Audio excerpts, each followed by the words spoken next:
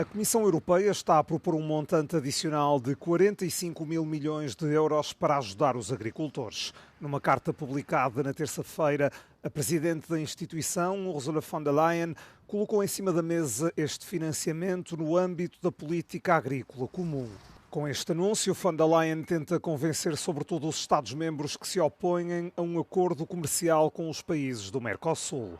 Bruxelas espera ultrapassar as reticências dos agricultores franceses, italianos e polacos que receiam a entrada de produtos baratos como a carne de bovino, frango e açúcar.